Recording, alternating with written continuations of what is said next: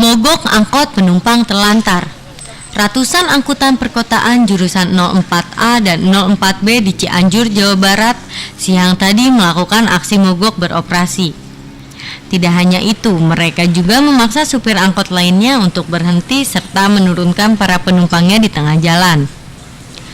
Ratusan supir angkot jurusan 04A dan 04B ini melakukan aksi mogok beroperasi. Mereka melakukan aksi mogok ini akibat dilarang melintas lagi di Jalan Kiai Haji Abdullah bin Nuh yang merupakan salah satu jalan akses tengah kota. Adanya larangan ini, penghasilan para supir itu pun menurun drastis. Selain melakukan aksi mogok beroperasi, para sopir itu juga menghentikan sopir lainnya serta menurunkan para penumpangnya di tengah jalan. Akibatnya ratusan penumpang pun terpaksa beralih angkot lebih dari sekali untuk mencapai tujuannya.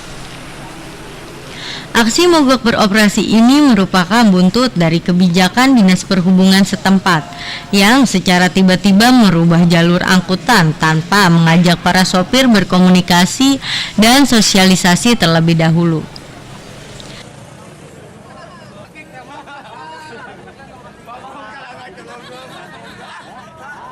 Perwakilan dari semua pengemudi 04A dan B menginginkan jalur bebas ini dibuka seperti sama dulu juga nggak ada pelang ini perbodan begini.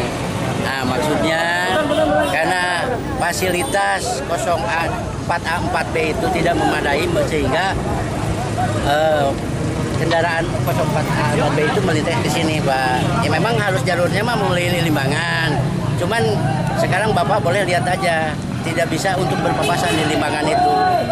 Sedangkan kendaraan 04A dan B itu udah sekitar 300. Sementara aksi mogok angkot ini sangat disesalkan para penumpang. Pasalnya, para penumpang pun kebingungan harus menumpang angkot yang mana lagi. Para sopir bersikeras akan tetap melakukan aksi mogok beroperasi sampai dengan dikembalikannya lagi jalur angkot yang sebelumnya. Bahkan mereka juga mengancam akan melakukan aksi mogok beroperasi sampai dinas terkait mengabulkan permohonan para supir.